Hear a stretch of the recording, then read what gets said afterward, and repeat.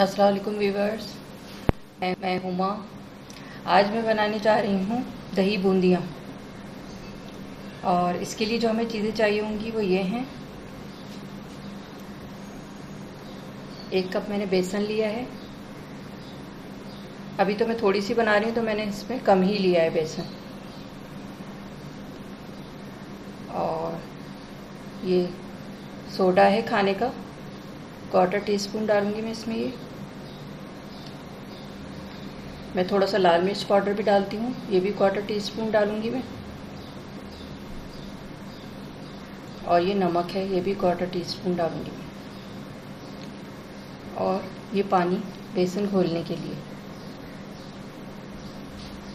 तो चलें शुरू करते हैं फिर हम। चलें अब मैं शुरू करती हूँ इसको बनाना। पहले हम बेसन घोलेंगे।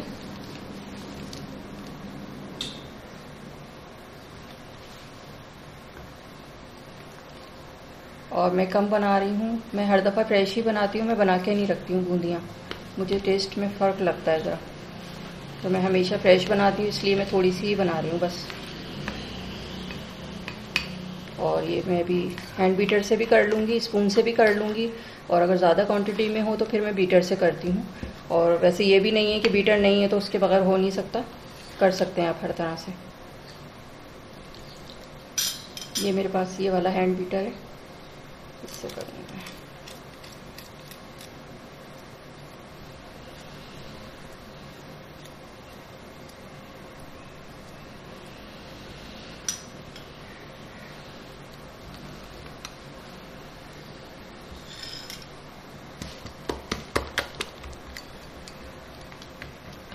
बिल्कुल ये स्मूथ होना चाहिए, इसमें कोई भी लम्स नहीं होने चाहिए। और 10 मिनट तक मैं इसको फेंटूँगी। ये इस तरह से घुमा घुमा के खूब अच्छी तरह से इसको हमें फेंटना है। जितना अच्छा फेंटा हुआ होगा ये इतनी अच्छी आपकी बूंदियाँ बनेंगी, लाइट सी बिल्कुल। ये देखिए मुझे 8 मिनट हो गए इसको बीट करते हुए, और ये कितना अच्छा ये हो गया है ये। और मैं मुसलसल इसको कर रही हूँ। हाथ से करने में थोड़ा प्रॉब्लम तो लगती है, लेकिन ये है कि आपके हाथों की एक्सरसाइज भी हो जाती है। और कम क्वांटिटी में है तो हाथ से आराम से करा जा सकता है, कोई मसला नहीं है। और घर पे बनाएं साफ़ सुथरी आप, हाइजीन तरीके से। बाहर तो इतना गैर मयारी चीज़ें यूज़ करते हैं, ऑयल अच्छा नहीं होता उनका, और मुझे तो वैसे ही पसंद नहीं है बाहर की। अच्छा, अब मैं थोड़ी सी इसमें ये नमक डालना है मुझे, 1/4 टीस्पून नमक।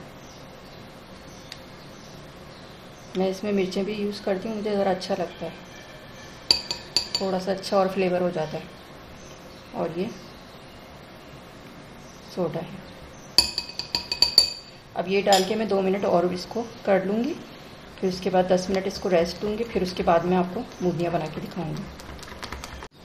जी व्यूअर्स, ये मैंने फेंट लिया है बेसन अच्छी तरह, आप देख सकते हैं। इसकी थिकनेस भी आप देख लें, इतनी होनी चाहिए। और मैं बूंदियाँ ना इसी स्पून से बनाती हूँ, आप देख रहे होंगे टीस्पून है ये, थोड़ा सा लंबा भी है। और मैं अभी बनाऊँगी आपके सामने, तो मैं इसी से बनाऊँगी। चलें फिर बनाना शुरू करते हैं। जी व्यूअर्स, मैंने ऑयल गर्म करने को रख दिया था और ये गर्म हो गया है। और अब देखें ये वाले स्पून से मैं इससे छोटी छोटी सी मैं इसी तरह बनाती हूँ। जल्दी जल्दी बस मैं डालती रहूँगी छोटी छोटी।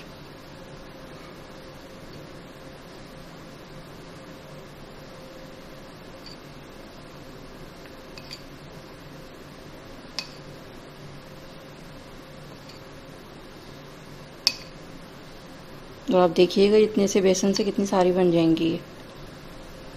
वो स्पून से जो बनाते हैं वो मुझे बहुत छोटी छोटी सी लगती हैं, मुझे थोड़ी सी ना इतनी पसंद है, ज़रा थोड़ी सी, बहुत ज़्यादा छोटी ना हो।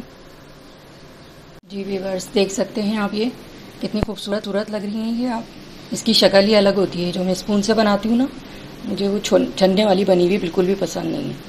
तो बिल्कुल एक जैसी हैं ये और बहुत अच्छी लग रही होती हैं ये। आप देखें इसको मैं करूँगी, मुझे अपने ये वाली ही पसंद है। मैं कभी भी बाज़ार की बूंदियाँ यूज़ नहीं करती, और मैं इसी तरह बनाती हूँ और सबको पसंद आती है मेरी बनी हुई बूंदियाँ।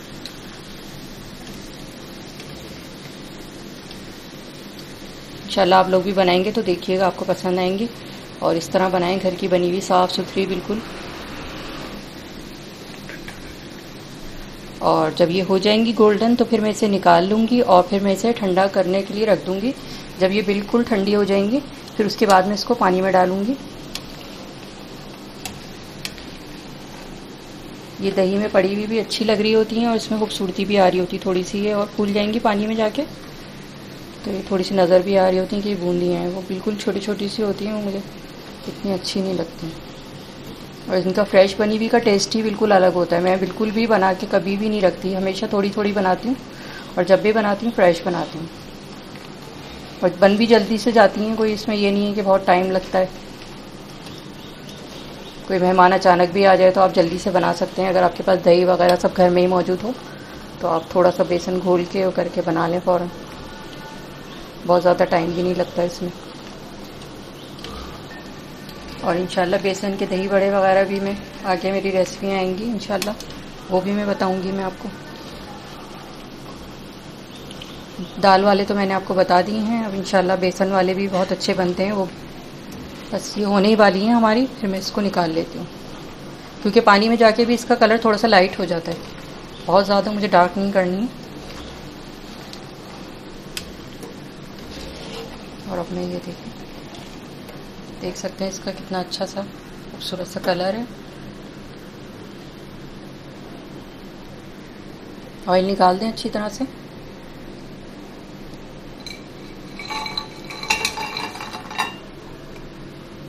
और ये बाकी भी मैं निकाल लेती हूँ इसी तरह।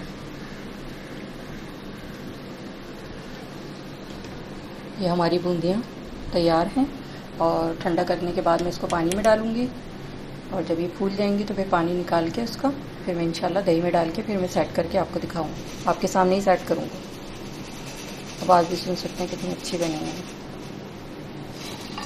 ठीक है, अब मैं आगे का प्रोसीजर आपको दिखाती हूँ। जी व्यूअर्स, आप देख सकते हैं मैंने इसे पानी में भिगो दिया है बूंदियों को, और अब 10-12 मिनट में इसको भीगे रहने दूँगी। फिर उसके बाद मैं आपको दिखाऊँगी इसको डिश में सेट करने के लिए। जी व्यूअर्स, मैंने ये भिगो दी थी बूंदियाँ, मैंने आपको दिखा दिया था इसमें।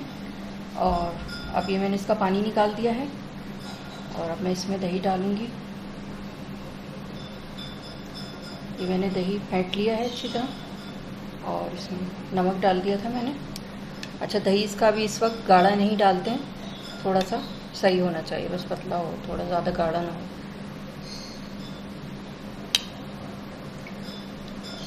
ये अच्छी तरह इसमें डूबी रहेंगी ना तो ये और अच्छी सी सेट हो जाएंगी। और फिर मैं ये करती हूँ कि ऊपर से डाल देती हूँ थोड़ा सा, जब ये सेट हो जाती है थोड़ी देर के बाद।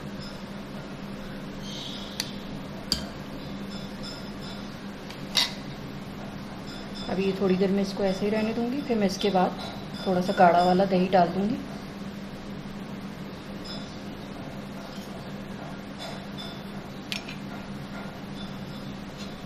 ये थोड़ा सा ये गाढ़ा गाढ़ा सा दही है ना, ये इस तरह से ज़रा ऊपर से। अच्छा, अब मैं ये गाढ़ा वाला दही डाल रही हूँ।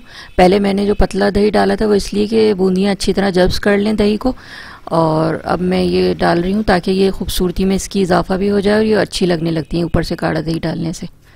अब मैं चाट मसाला डालूँगी इसमें, उससे इसकी खूबसूरती में और इजाफा हो जाता है। आप देख सकते हैं, और कितनी खूबसूरत लग रही हैं ये। और मेरी वीडियो आपको अच्छी लगी हो तो इसे लाइक करें, सब्सक्राइब करें, दूसरों के साथ शेयर करें, और मुझे दुआओं में याद रखिएगा। वीडियो देखने का शुक्रिया। अल्लाह हाफ़िज़।